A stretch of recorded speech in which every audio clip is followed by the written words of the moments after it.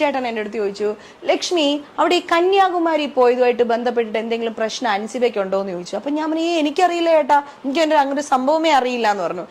ഉണ്ടായിരുന്ന ചില്ലറ എല്ലാം കൂടെ പെറുക്കി 3000 രൂപയോളം ഞാൻ ആ കൊച്ചിന്റെ കൈ കൊടുത്തിട്ടുണ്ട്. എനിക്കറിയില്ലല്ലോ ഇദ്ദേഹം വരുമെന്നും ഇവർ കന്യാകുമാരി പോകുന്നൊന്നും എനിക്കറിയില്ല. 3000 രൂപയും കൊടുത്തിട്ട് അവരുടെ സ്വകാര്യത ഇപ്പൊ പറഞ്ഞു എന്തിന്. ആദ്യം ഒരു ഹോട്ടലിന്റെ കേസ് വന്നു, അവിടെ വെച്ച് പിടിക്കപ്പെട്ടു. രണ്ടാമത് മറ്റൊരു ബാർ ഹോട്ടലിൽ ഇവൻ വീണ്ടും വന്ന് പിടിക്കപ്പെട്ടു. മൂന്നാമത് അവിടെ കന്യാകുമാരിയിൽ ഇവർ മൊത്തം 3 ദിവസം, അത് കറക്റ്റ് പറഞ്ഞോ, 3 ദിവസം അവരെ മദ്യപിക്കാറുണ്ടോ? ഈ പറയ ഇത്ര കിണി എന്തിന് മദ്യപിക്കാറുണ്ടോ ചോദിക്കും. എന്തൊരു ഒരു വലിയ നടൻ, മഹാനടൻ. ഞാൻ മെസ്സേജ് ഇട്ടിട്ടുണ്ട് അദ്ദേഹത്തിന്. ആ മെസ്സേജ് ഒക്കെ എന്റെ ഫോണിൽ ഇപ്പോഴും ഉണ്ട്. അപ്പൊ ഞാൻ പറഞ്ഞു, നമസ്കാരം, പുതിയൊരു വീഡിയോയിലേക്ക് എല്ലാവർക്കും ഹർദ്ദമായ സ്വാഗതം. അപ്പോ ലക്ഷ്യപ്രിയയുടെ ആ ഒരു വിവാദ ഇന്റർവ്യൂവിന്റെ സെക്കൻഡ് പാർട്ട് വന്നിട്ടുണ്ട്. അതിനകത്തും സത്യം പറഞ്ഞു കഴിഞ്ഞാൽ കുത്തി ഇരുന്നു കൊണ്ട് ഒരു നാണമോ ഉളുപ്പോ ഇല്ലാതെ ഇരുന്നങ്ങ് അപരാധിച്ച് വിടുകയാണ്. ആ പെങ്കൊച്ചിനെ കുറിച്ച് ഇനി പറയാനൊന്നുമില്ല എന്നുള്ളതാണ്. അതായത് കന്യാകുമാരിയിൽ വരെ ഹോട്ടൽ റൂമിൽ 3 ദിവസം കാമുകനുമായിട്ട്, അത് മറ്റേ കക്ഷിയുമായിട്ട് ഉണ്ടായിരുന്നു എന്ന് വരെ അവർ പറയുന്നുണ്ട് എന്നുള്ളതാണ്. അതുമല്ല, അതിനോടൊപ്പം ഒരുപാട് മഹാനടനെ കുറിച്ച്, അതായത് എനിക്ക് തോന്നുന്നത് അത് മറ്റാരുമല്ല, എനിക്ക് 99.9% ഉറപ്പുണ്ട്, ലാലേട്ടനെ വരെ ഭീഷണിപ്പെടുത്തുന്ന ഒരു കാര്യം. ലാലേട്ടൻ നമ്മളെ തിരിഞ്ഞു നോക്കുക എന്ന് തുടങ്ങി സത്യം പറഞ്ഞു കഴിഞ്ഞാൽ വാ തുറന്ന് അപരാധം അങ്ങ് വിളിച്ചു പറഞ്ഞുകൊണ്ടിരിക്കുന്ന ഒരു സെക്കൻഡ് പാർട്ടാണ് വന്നിരിക്കുന്നത് എന്നുള്ളത്. അതിനെക്കുറിച്ച് നമുക്ക് പറയാം. അതിനു മുമ്പ് വീഡിയോ ആദ്യമായിട്ട് കാണുന്നവർ സബ് ചെയ്യുക. ഞാൻ പറയുന്നത് നിങ്ങൾക്ക് റിലേറ്റ് ചെയ്യാൻ പറ്റുന്നെങ്കിൽ, ഞാൻ പറയുന്നതിനോട് നിങ്ങൾ യോജിക്കുന്നുണ്ടെങ്കിൽ സബ് ചെയ്യാൻ മറക്കരുത്. നിങ്ങൾ ആരും സബ് ചെയ്യുന്നില്ല, മറന്നു പോകുന്നത് കൊണ്ടാവാം ചിലപ്പോൾ. ഇത് ഓർപ്പിച്ചെന്നേ ഉള്ളൂ. ഓക്കെ, നമുക്ക് ആദ്യം ഈ അപരാധ കഥ, നമ്മുടെ കുറേ ഉണ്ട് കേട്ടോ അതിനകത്ത്. ഞാൻ എന്തായാലും കുറച്ച് ഭാഗങ്ങൾ എടുത്തു വെച്ചിട്ടുണ്ട് എന്നുള്ളതാണ്. ആദ്യം ഓർമ്മ കേൾക്കാം. 3 ദിവസം കഴിഞ്ഞ് അൻസിബ ഭയങ്കര ഹാപ്പി ആയിട്ട് ഈ വീട്ടിൽ വന്നിട്ട് എൻ്റെ അടുത്ത് ചോദിച്ചു, ചേച്ചി പറഞ്ഞില്ലേ ഇങ്ങനെ പൈസ എന്തെങ്കിലും വേണേ ഹെൽപ്പ് ചെയ്യാമെന്ന് പറഞ്ഞില്ലേ, അപ്പൊ എന്നെ ഒന്നൊരു 50,000 എന്നെ ഹെൽപ്പ് ചെയ്യാമോ എന്ന് ചോദിച്ചു. ഞാൻ അകത്ത് പോയിട്ട് എൻ്റെ കയ്യിലുണ്ടായിരുന്ന പൈസയിൽ നിന്ന് 50,000 രൂപ ഈ കുട്ടിക്ക് ക്യാഷ് ആയിട്ട് കൊണ്ടുവന്ന് കൊടുത്തു. ഓക്കെ, അങ്ങനെ ഞാൻ എൻ്റെ കയ്യിൽ ഉണ്ടായിരുന്ന പൈസയിൽ നിന്ന് 50,000, അതായത് ലക്ഷങ്ങൾ എൻ്റെ കയ്യിൽ ഉണ്ടായിരുന്നു, അതിൽ 50,000 രൂപ ഞാൻ ക്യാഷ് ആയിട്ട് കൊടുത്തു എന്ന് പറയും. അതായത് അൻസിബ ഒന്ന് ചോദിച്ചു, ചേച്ചി വല്ല ആവശ്യം ഉണ്ടെങ്കിൽ ചോദിക്കണമെന്ന് പറഞ്ഞില്ല. അങ്ങനെ എന്തോ 50,000 രൂപ ഈ ലക്ഷ്മിപ്രിയരിൽ നിന്ന് കടമായിട്ട് വാങ്ങിയ കഥയാണ് ഇവിടെ പറയുന്നത്. ഓക്കെ, സാവിത്രി ബാർ ഹോട്ടലിലാണ് പിന്നീട് ഇവർ താമസിക്കുന്നത്, പിറ്റേ സ്കെഡ്യൂള് താമസിക്കുന്നത്. ഞാൻ അവിടെ താമസിച്ചിട്ടില്ല, അതുകൊണ്ട് എനിക്ക് അതിനെപ്പറ്റി അറിയില്ല.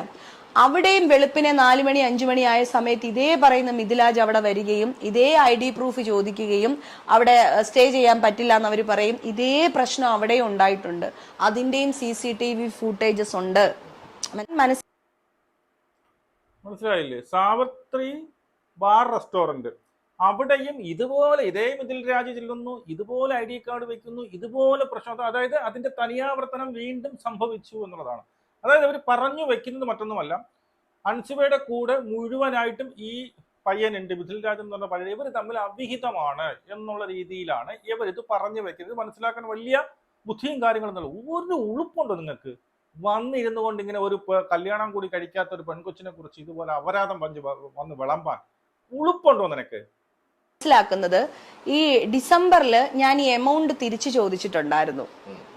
എൻ്റെ അടുത്തുനിന്ന് സെപ്റ്റംബറിൽ വാങ്ങിച്ചതല്ലേ, ഡിസംബർ വരെ എനിക്ക് പൈസ തന്നിട്ടില്ലല്ലോ. എനിക്ക് കാശിന് ആവശ്യം വന്നൊരു സമയത്ത് ഞാൻ പൈസ തിരിച്ചു ചോദിച്ചു. ആ കുട്ടി അത് വളരെ പെർഫെക്റ്റ് ആയിട്ട് അത് തിരിച്ചു തരുകയും ചെയ്തു കേട്ടോ. എൻ്റെ അടുത്ത് രേഖയുണ്ട്, തന്നതിന് തെളിവുണ്ട്. അപ്പോ ഞാൻ ഈ കാശ് ചോദിച്ചത് ഇവൾക്കൊരു വിഷമമായി കണ്ടേക്കാം. പിന്നെ മനസ്സിലായോ? സെപ്റ്റംബറിലാണ് ഞാൻ കൊടുത്തത്, എനിക്ക് ക്യാഷ് തിരിച്ചു തന്നില്ലല്ലോ. ഞാൻ അവിടെ ഇരുന്ന് എൻ്റെ കയ്യിൽ ഇരുന്നതിന് ഒരു 50,000 എടുത്തു കൊടുത്തു. ലക്ഷങ്ങൾ, കാരണം പലരെയും പറ്റിച്ച് പല പണം കൊണ്ട് വെച്ചിട്ടുണ്ട്. 20 ലക്ഷം ആരെ പറ്റിച്ച്, പാവം അവ ഇപ്പോഴും കോടതിയിൽ കിടക്കുകയാണ്. എൻ്റെ അത്രയും എനിക്ക് പ്രൊഡ്യൂസ് ചെയ്യാൻ കണക്ക് അത്രയ്ക്കുള്ള പണം എൻ്റെ ഉണ്ടെന്ന് പറയണം. ആദ്യം അവൻ്റെ പൈസ കൊണ്ടുകൊടു. മനസ്സിലായോ? ഇപ്പം അമ്മയിൽ നിന്ന് കുറെ കൈയിട്ട് വരും, അപ്പൊ പണം കാണും. അതൊക്കെ സത്യം തന്നെ, പണം കൊണ്ട് അടുക്കി വെച്ചിട്ടുണ്ട്. അതിൽ നിന്ന് 50,000 രൂപ കൊടുത്തു. അപ്പോൾ സെപ്റ്റംബറിൽ കൊടുത്തു, എനിക്ക് പിന്നെ പൈസ തന്നില്ലല്ലോ. ഡിസംബറിൽ ഞാൻ ചോദിച്ചപ്പോൾ എനിക്ക് അതുപോലെ തന്നു. നിനക്ക് പൈസ തന്നു, നിന്നെ പറ്റിച്ചോണ്ട്, ഈ താങ്കൾ ചെയ്തതുപോലെ പറ്റിച്ചോണ്ട് പോവുകയല്ല ചെയ്തത്, തന്നു. എന്നാണ് തരാമെന്ന് പറഞ്ഞാണ് താങ്കളിൽ നിന്ന് വാങ്ങിച്ചത്. താങ്കളൊരു ആവശ്യം വന്നു, ചോദിച്ചു, ആ സ്പോട്ടിൽ തന്നു.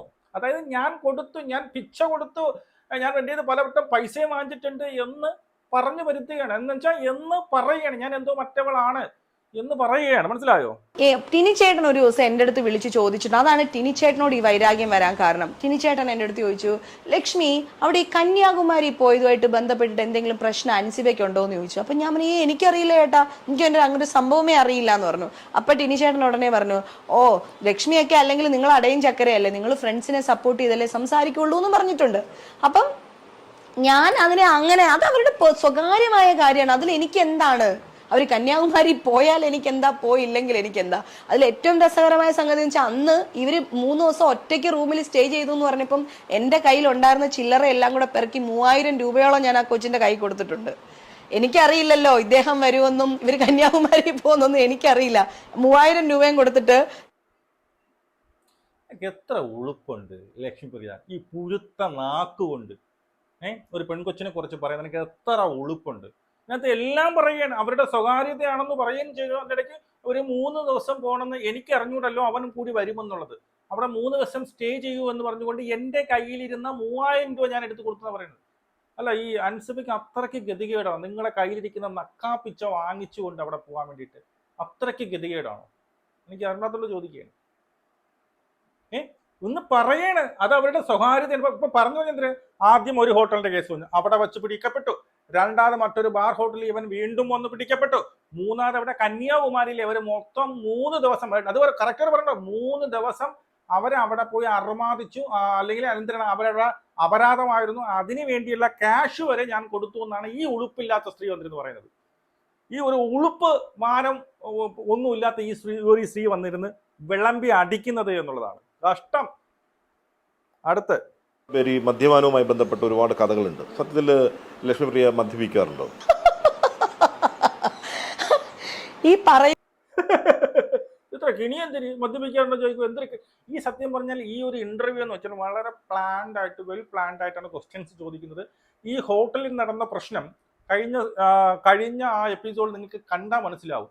ഞാൻ ഇങ്ങനെ ഒരു സംഭവം നടന്നത് അറിഞ്ഞല്ലോ എന്ന് യവൻ അങ്ങോട്ട് ചോദിച്ചത്, യവൻ ചോദിച്ചിട്ടാണ് ഞാൻ പറയുന്നത് എന്ന് വരുത്തി തീർക്കാൻ വേണ്ടിയിട്ട്. സത്യം പറഞ്ഞാൽ 99.9% ഇത് പറഞ്ഞു വെച്ച് ചോദിച്ചതാണെന്ന് കൃത്യമായിട്ട് അറിയാം. ഇതിനകത്തും അത് ആവർത്തിക്കുന്നുണ്ട് എന്നുള്ളതാണ്. മദ്യപിച്ചിട്ടുണ്ടെന്നുള്ള കിണിയുണ്ടോ? എന്താ വേറെ എന്താണ് പറഞ്ഞത്? ഇന്നവരൊക്കെ ഒരു തെളിവ് കൊണ്ടുവരട്ടെ, ഒരു ഫോട്ടോയോ ഒരു വീഡിയോയോ എന്തെങ്കിലും കൊണ്ടുവരട്ടെ. പക്ഷേ അവരെ കൊണ്ട് ഇതൊക്കെ ചെയ്യിപ്പിക്കുന്നത് എന്ന് ഞാൻ വിചാരിക്കുന്ന അൻസിബ ഹസന് ഞാൻ മദ്യം വാങ്ങിക്കൊടുത്തിട്ടുണ്ട്. അതിന്റെ ബില്ലും ആ സ്ഥലവും ഡീറ്റെയിൽസും എല്ലാം എൻ്റെ ഈ ഫോണിലുണ്ട്. മറ്റേ ശങ്കരാടി ചോദിക്കുമ്പം കൈമലർത്തുന്ന പോലെ അല്ല. സെപ്റ്റംബർ 13 ബ്ലൻഡ് എന്ന് പറയുന്ന ഒരു റെസ്റ്റോ ബാറിൽ ഈ പറയുന്ന അൻസിബ ഹസൻ എന്നെ കൊണ്ടുപോയിട്ടുണ്ട്. ഞാൻ ആ സമയത്ത് നോൺ വെജ് കഴിക്കില്ല, അരിഭക്ഷണം കഴിക്കില്ല, ഒന്നും കഴിക്കാതിരിക്കണ. സർവോപരി അന്ന് എനിക്ക് പനി പിടിച്ചിട്ടിരിക്കുന്ന ഒരു സമയം. ആ കുട്ടിയോട് വേറൊരാളും ഉണ്ടായിരുന്നു. ഞാൻ തിരിച്ചു ചോദിക്കട്ടെ, നിന്റെ എന്ത് തെളിവാ ഉള്ളത്? നീ ബാറ് പോയിട്ടില്ല, അല്ലെങ്കിൽ ബാറ് ഡാൻസ് ചെയ്തിട്ടില്ല, എന്തോ ആയിക്കോട്ടെ, അത് തെളിവ് താങ്കൾ ഈ പറയുന്നതല്ലാതെ എൻ്റെ മൊബൈലിലുണ്ട്, മറ്റേ CCTV ദൃശ്യമുണ്ട്, തേങ്ങയുണ്ട്, മാങ്ങയുണ്ട് എന്ന് പറയുന്നുണ്ട്. എന്ത് തെളിവാണ് എൻ്റെ ഉള്ളത്? അത് കാണിക്കും. ഒരു ബില്ലിൽ എത്ര പെഗടിച്ചു, അത് അൻസിബയാണ് കുടിച്ചത് എന്നുള്ളത് നിനക്ക് എന്ത് തെളിവുണ്ട്? എന്നിട്ട് ഫോട്ടോ ഇരിപ്പുണ്ടോ? എന്നിട്ട് ഫോട്ടോ ഉണ്ടോ? അതിൻ്റെ അവർ കഴിക്കുന്നതിൻ്റെ വീഡിയോ ദൃശ്യങ്ങളുണ്ടോ? അതാണ് തെളിവ്. മനസ്സിലായോ? അതാണ് ഇതിന്റെ ബാക്കി ചോദിക്കുന്നുണ്ട്. ഒരു മിനിറ്റ്.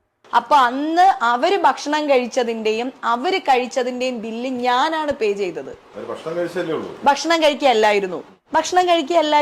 ഭക്ഷണം കഴിക്കാൻ മാത്രമാണെങ്കിൽ ഈ നിരപരാധിയായ എന്നെ അവിടെ കൊണ്ടുപോയത് എന്ത് കാര്യത്തിനാണ്? ഇതുമായിട്ടൊന്നും ഒരു ബന്ധമില്ലാത്ത എന്നെ എന്തിനാണ് അവിടെ കൊണ്ടുപോയത്? എന്തിനാണ്? അല്ല, എനിക്കത് മനസ്സിലായില്ല. അപ്പൊ ഇവര് ചോദിക്കുന്നുണ്ട്, അവിടെ റെസ്റ്റോ ബാറാണ്, അവിടെ ഭക്ഷണവും ഉണ്ട്, ആഹാരവും ഉണ്ട്, ഇതും ഉണ്ട്. ഓക്കെ, അതിന്റെ ബില്ലാണ് ഇവർ കൊടുത്തു എന്ന് പറയുമ്പോൾ അതാണ് ഞാൻ ചോദിക്കുന്നത്. അതിനകത്ത് ഇത്ര പെഗടിച്ച് എന്നുള്ളതുണ്ടോ? അതുപോലെ ഇവര് അതിന്റെ കൂട്ടത്ത് വേറൊരു സുഹൃത്തുണ്ടെന്ന് പറഞ്ഞു. ഏത് ആണാണോ പെണ്ണാണോ എന്ന് പറഞ്ഞിട്ടില്ല. ഓക്കെ, അപ്പൊ ഇവര് ചോദിച്ചു അവർ ഭക്ഷണം കഴിച്ചതിന്റെ ബില്ല് അല്ലേന്ന് ചോദിക്കുമ്പോൾ ഈ ഉളുപ്പില്ലാത്തവൾ പറയണം എന്താണ്, എനിക്കിപ്പോ അങ്ങനെ പറയാൻ തോന്നുന്നു. കാരണം അങ്ങനെയാണ് ഒരു പെൺകുട്ടിയെ കുറിച്ച് പറയുന്നത്. അത് ഭക്ഷണം കഴിക്കുക അല്ലായിരുന്നു, പിന്നെ എന്തിനാണ് എന്നെ കൊണ്ടുപോകുന്നത്? എനിക്കത് ആ ഒരു ക്വസ്റ്റ്യന്റെ ഒരു ലോജിക്ക് എനിക്ക് മനസ്സിലായില്ല. എന്താണ് നമ്മൾ ഉദ്ദേശിച്ചത്? അതായത് ഇത് വെള്ളം അടിക്കുന്നിടത്ത് അല്ലെങ്കിൽ ഇവർ എന്തിന് എന്നെ വിളിച്ചുകൊണ്ട് പോയിന്ന്? അതായത് നിങ്ങൾ സ്ഥിരം വെള്ളം അടിക്കുന്ന ആളാണോ? അപ്പം ഞാൻ എവിടെയെങ്കിലും 2 എണ്ണം അടിക്കണമെന്ന് പറയുമ്പോൾ, ലക്ഷ്മിപ്രിയ ഒരു കീടത്തി ഉണ്ടല്ലോ, ആ കീടത്തി എങ്കിൽ വിളി, അവളാകുമ്പോൾ വെള്ളം അടിക്കും, അവളാകുമ്പോൾ വാങ്ങിച്ചു തരും, അങ്ങനെ കൊണ്ടുപോയതാണോ? താങ്കൾ എന്താണ് പറയുന്നത്? താങ്കൾക്ക് വല്ല പിടുത്തമുണ്ട്? അതായത് ഈ പുള്ളി ഇവിടെ ചോദിക്കുന്നുണ്ട്, അവർ ആഹാരം കഴിച്ചതിന്റെ ബില്ലായിരിക്കില്ലേ എന്ന് ചോദിക്കുമ്പോൾ അല്ല, മദ്യപിച്ചതിന്റെ ബില്ല് തന്നെയാണ്, അതുകൊണ്ടാണല്ലോ പിന്നെ എന്തിനാണ് എന്നെ കൊണ്ടുപോയതെന്ന്. താങ്കൾ സപ്ലയർ ആണോ വെള്ളം അടിക്കാൻ സമയത്ത് ഒരു സ്റ്റെപ്പിനി ആയിട്ട് കൊണ്ടുപോകാൻ വേണ്ടിയിട്ട്? എനിക്കത് മനസ്സിലായില്ല. നിരപരാധിയായ ഇതിലൊന്നും ഒരു ബന്ധമില്ലാത്ത നിങ്ങളെ എന്തിനു, അതാണ് എന്റെ ചോദ്യം, നിങ്ങൾ എന്തിനു അവിടെ പോയി എന്നുള്ളതാണ് എന്റെ ചോദ്യം. നിങ്ങളെ എന്തിനു അവർ വിളിച്ചു? അവരിരുന്ന് വെള്ളം ഒടിച്ചു, ബാറിൽ ഇന്ന് വെള്ളം ഒടിച്ചു, നിങ്ങളെ എന്തിനു വിളിച്ചു? നിങ്ങളെ കൊണ്ട് എന്തിനു ബില്ല് പേ ചെയ്തു? സത്യം പറഞ്ഞ ഈ നട്ടാ കുറിക്കാത്ത കള്ളം പറയുമ്പോ ആലോചിക്കുക, നിങ്ങൾ എപ്പോഴും മറ്റേ ഭജനയും തേങ്ങയും വാങ്ങിക്കില്ലേ, മേളിലൊരു ദൈവം ഇതൊക്കെ കാണുന്നുണ്ട്, മനസ്സിലായോ? നിങ്ങൾ പറയുന്നത് നാക്കെടുത്ത നട്ടാ കുറിക്കാത്ത കള്ളമാണെന്ന് കേൾക്കുന്നവർക്കെല്ലാം മനസ്സിലാവുന്നുണ്ട്. ഈ അങ്ങ് പടച്ചു വിടുന്നില്ലേ, ഒരു തെളിവും ഇല്ലാതെ അങ്ങ് പടച്ചു വിടുന്നില്ലേ? ഞാൻ ചോദിക്കുന്നത്, നിങ്ങളെ തെളിവുണ്ടെങ്കിൽ വീഡിയോ തെളിവ് കാണിക്കണം. അവിടെ ബില്ല് മാത്രം കാണിച്ചാലേ പോരാ. കാരണം ഒരു സുഹൃത്തുണ്ടെന്ന് പറഞ്ഞാൽ ആ സുഹൃത്തിൽ ആരാണ് കഴിച്ചത് നിങ്ങൾ തെളിയിക്കണം. നിങ്ങൾ തന്നെ പറഞ്ഞിട്ടുണ്ട്, ബാറിനകത്ത് ഞാൻ പോയി അവിടെ ഇരുന്ന് വെറുതെ ഇരുന്ന് പാട്ട് പാടിയതേ ഉള്ളൂ, ഞാൻ അവിടെ നിന്ന് തിരുവാതിര കളിച്ചതേ ഉള്ളൂ, ഞാൻ കഴിച്ചിട്ടില്ല നിങ്ങൾ പറയുന്നുണ്ട്. അതിന്റെ തെളിവുണ്ടോ? അതിന് നിങ്ങൾ ഇതിനകത്ത് തന്നെ ചോദിക്കുന്നുണ്ട്. അതിന് ഞാൻ അതിന്റെ ഫോട്ടോയോ വീഡിയോ എന്തെങ്കിലും ഉണ്ടെന്നാണ് താങ്കൾ ചോദിക്കുന്നത്. അതുപോലെ ഞാൻ തിരിച്ചു ചോദിക്കുന്നു, നിങ്ങൾ ഇതുപോലുള്ള ഒരു വലിയൊരു ആരോപണം പെൺകൊച്ചിനെ കുറിച്ച് മേലിൽ പറയുമ്പോൾ നിങ്ങളിൽ എന്ത് തെളിവാണുള്ളത്? നിങ്ങളിൽ ഫോട്ടോ ഉണ്ടോ? അനുസരിച്ച് ഇങ്ങനെ കുടിക്കുന്ന ഫോട്ടോ ഉണ്ടോ? ഉണ്ടോ? അല്ലെങ്കിൽ വീഡിയോ ഉണ്ടോ? ഇല്ലല്ലോ. വന്നങ്ങ് അപരാധിച്ച് തള്ളയാണല്ലേ. അടുത്ത ഒരുപാട് സിനിമകളുണ്ട്, കഥ തുടർന്നുവാണെങ്കിലും ഭാഗ്യദേവതയാണെങ്കിലും ഇതിനപ്പുറമാണെങ്കിലും മോളി ആൻഡി റോക്സ് ആണെങ്കിലും ഒക്കെ ഞാൻ ഗംഭീരമായിട്ട് അഭിനയിച്ച ചിത്രങ്ങളാണ്. പക്ഷെ സ്വയം പൊക്കുന്ന ഒരാളെ ഇപ്പൊ ഉണ്ടെങ്കിൽ ഞാൻ ഗംഭീരമായിട്ട് അഭിനയിച്ച ചിത്രങ്ങളാണ് ഈ 3 ചിത്രങ്ങൾ. അയ്യോ, ഇത്രയും ഒരു അല്പത്തി. പക്ഷേ എന്നാൽ പോലും എന്താ പറയാ, നമ്മളെ പോലുള്ള ആൾക്കാരെ അംഗീകരിക്കാൻ വളരെ വിഷമമാണ്. ആ ഒരു ഒറ്റ ദിവസം ജനറൽ ബോഡിയിൽ ആരെങ്കിലും ഒക്കെ കയറി നിന്ന് പറയും നമ്മൾ സഹോദരങ്ങളാണ്, സഹപ്രവർത്തകരാണെന്നൊക്കെ. ഈ സഹോദരനെയോ സഹപ്രവർത്തകനെയോ ഒന്ന് കണ്ടാൽ അദ്ദേഹം ഒന്ന് മിണ്ടുക പോലും നമ്മളെടുത്ത് ചെയ്യില്ല. ഓക്കെ, ഇത് നിങ്ങൾ നോട്ട് ചെയ്ത് വെച്ചു. ഈ ഒരു സംഭവം, അതായത് ജനറൽ ബോഡിയിൽ ആരെങ്കിലൊക്കെ കയറി പറയും നമ്മൾ സഹോദരങ്ങളാണ്, സഹപ്രവർത്തകരാണ്. ഈ ഒരു സംഭവം നോട്ട് ചെയ്തോ. എന്നിട്ട് പറയുകയാണ് ഇവര് പക്ഷേ പിന്നെ കണ്ട നമ്മളെ ഒന്നും മിണ്ടുക പോലും ഇല്ല, നമ്മളെ ഒന്നും മൈൻഡ് പോലും ചെയ്യില്ല എന്നാണ് ലക്ഷ്മിപ്രിയ പറയുന്നത്. ബാക്കി മനസ്സിലായോ? എന്റെ അനുഭവം അല്ല, ഒരുപാട് പേർക്ക് എന്റെ അനുഭവം മാത്രമേ, എനിക്ക് അത് തന്നെയാണ് അനുഭവം. എന്റെ ഒരു പുസ്തകം റിലീസ് ചെയ്യുന്ന സമയത്ത് ഒരു പ്രമുഖ നടന്റെ അടുത്ത്, അതാണ് എന്റെ 3 വലിയ മനുഷ്യർ എന്ന് പറയുന്ന പുസ്തകത്തിന്റെ ഇതിവൃത്തം പോലും അതാണ്. എങ്ങനെയാണ് ഒരു മനുഷ്യൻ വലിയവനാകുന്നത്? സമൂഹത്തിൽ പേരും പ്രശസ്തിയും അല്ലെങ്കിൽ മുൻനിരയിൽ നിൽക്കുന്നു എന്ന് വെച്ചിട്ടാണോ മനുഷ്യനെ വലിയവനാക്കുന്നത്?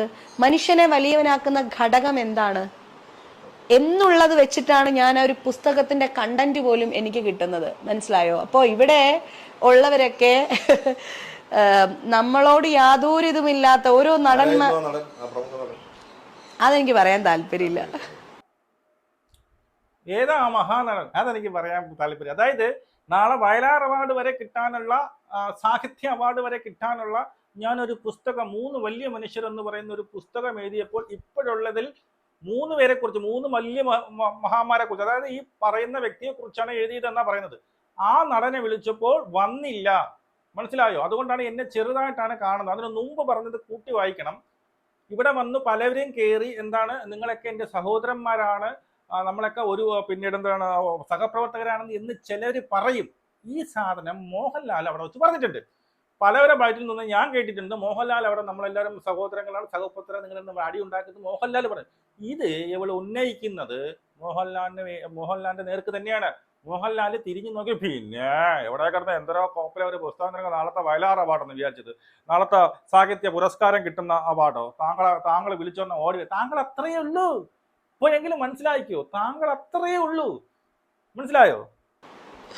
ഒരു വലിയ നടൻ, മഹാനടൻ. ഞാൻ മെസ്സേജ് ഇട്ടിട്ടുണ്ട് അദ്ദേഹത്തിന്. ആ മെസ്സേജ് ഒക്കെ എൻ്റെ ഫോണിൽ ഇപ്പോഴും ഉണ്ട്.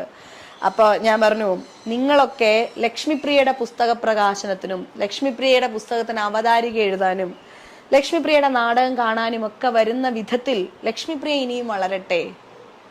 അപ്പൊ അദ്ദേഹം I'm not in town എന്ന് പറഞ്ഞിട്ട് മെസ്സേജ് അയച്ചു. ഞാൻ പറഞ്ഞു ഇറ്റ്സ് ഫൈൻ, നോ പ്രോബ്ലം എന്ന് പറഞ്ഞിട്ട് ഞാൻ തിരിച്ച് ഇട്ടു.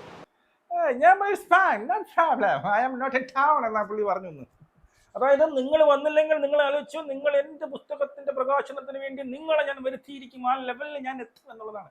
എന്ത് തേങ്ങയാണ് ഇപ്പോൾ എഴുതിയത്? ഫേസ്ബുക്കിൽ കുറെ അപരാധം എഴുതി വിടുന്നതല്ലാതെ ഞാൻ എന്തിന് ശ്രീ നീലകണ്ഠനായ ശ്രീ നീലകണ്ഠൻ എന്ന് പറഞ്ഞുകൊണ്ട് എഴുതുന്നല്ല. എന്ത് തേങ്ങയാണ് നിങ്ങൾ എഴുതിയിട്ടുള്ളത്? എവൻ്റെ എന്താ ഒരു പ്രൊഡ്യൂസറിന് ഞാൻ തിരക്കഥ എഴുതി തരാമെന്ന് പറഞ്ഞിട്ട് അവൻ്റെ നിന്ന് പൈസ വാങ്ങിച്ചാൽ 20 ലക്ഷം പറ്റിച്ചത് അത് കൊടുത്തോ? എന്ത് തേങ്ങയാണ് എഴുതിയിട്ടുള്ളത്? ആരാണ് ഇത്? ലാലേട്ടനെ കുറിച്ച് തന്നെയാണ് പറഞ്ഞിരിക്കുന്നത്. ലാലേട്ടൻ തിരിഞ്ഞു നോക്കിയില്ല. അങ്ങനെ നല്ല ബുദ്ധിയുണ്ട്. നിന്നെയൊക്കെ പോലെ അങ്ങോട്ടും ഇങ്ങോട്ടും പോയി കിടക്കണ അവരൊക്കെ വിളിക്കുന്നിടത്തൊക്കെ പോയി വന്ന് പ്രകാശനത്തിന് വന്നിരിക്കാനല്ലേ. ലാലേട്ടനെ വിറ്റ് പൈസ ഉണ്ടാക്കണം. ഈ ബുക്ക് എന്ത് ചെയ്യണം? ലാലേട്ടൻ വന്ന് ഇത് പ്രകാശനം ചെയ്ത് കഴിഞ്ഞാൽ കുറച്ച് പേര് എന്ത് ചെയ്യും? ഈ ബുക്ക് വായിക്കും. അതിന് വേണ്ടിയുള്ള ഐഡിയ ആയിരുന്നു. പക്ഷെ ലാലേട്ടൻ അറിയാൻ ബുദ്ധി. ലാലേട്ടൻ തിരിഞ്ഞു നോക്കില്ല. ബോഡി എന്ന് പറഞ്ഞു. മനസ്സിലായോ? ആ ഒരു ദേഷ്യമാണ് ഇവിടെ തീർക്കുന്നത്. ആ ഒരു കൊരുപ്പാണ് ഇപ്പൊ ഇവിടെ തീർക്കുന്നത്. മനസ്സിലായോ? അമ്മയാണ് ഇതുപോലുള്ള അപരാധം പറഞ്ഞ് നടക്കുന്ന ഒരു സ്ത്രീയെ ഈ ഇടയ്ക്കൊന്നും നമുക്ക് കാണാൻ സാധിക്കുന്നില്ല. വന്നിരുന്ന് സെൽഫ് ഗോളുകൾ അടിച്ചുവിടുകയാണ്. മനസ്സിലായോ? ഒന്നിന് പുറകെ ഒന്നായിട്ട് ആ പെൺകൊച്ചിനെ ഇനി പറയാനൊന്നുമില്ല. ആ രീതിയിലാണ്. ഒരു പുരുഷനല്ല, 2 പുരുഷനല്ല, ഒരു പ്രാവശ്യമല്ല, 2 പ്രാവശ്യമല്ല, പല പ്രാവശ്യം പലയിടത്ത് പല ദിവസങ്ങളിൽ ഈ പറയുന്ന അൻസുബയും ആ പുരുഷനുമായി കണ്ടു. അതിന്റെ തെളിവുണ്ട്, അതിന്റെ CCTV ഉണ്ടെന്ന് ആവർത്തിച്ച് സമൂഹത്തിന് മുന്നിലേക്ക് ഇവർ സ്ഥാപിക്കാൻ വേണ്ടി ശ്രമിക്കുകയാണ്. മനസ്സിലായോ? ഇനി അതാ പക്ഷേ ഈ പറയുന്ന പുള്ളിയുമായിട്ട് അൻസുബയ്ക്ക് റിലേഷൻ ഉണ്ടെന്നിരിക്കട്ടെ, അവരെവിടെയെങ്കിലും പോയെന്നിരിക്കട്ടെ, നിനക്കെന്താന്റെ കുരുവാണ് എന്നുള്ളതാണ്. അവരുടെ സ്വകാര്യത മറ്റൊരു ഈ പറയുന്ന ചാനലിൽ വന്നിരുന്നു പറഞ്ഞു വിളമ്പാൻ നിനക്കാരധികാരം തന്നു എന്നുള്ളതാണ് ഇവിടുത്തെ ക്വസ്റ്റ്യൻ. മനസ്സിലായോ?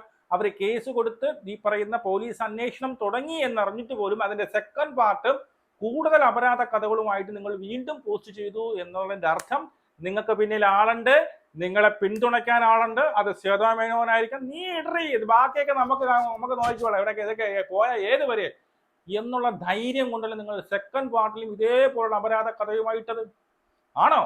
എനിക്കങ്ങനെയാണ് തോന്നുന്നത്. മനസ്സിലായോ? ഇത് അറിഞ്ഞുകൊണ്ട് കൃത്യമായിട്ട് ഇപ്പം വേറൊരിടത്തും ടിനി ടോമിന്റെ വാക്കും കേട്ടുകൊണ്ട് എന്തൊക്കെ ഒന്ന് പറയുന്നുണ്ട്.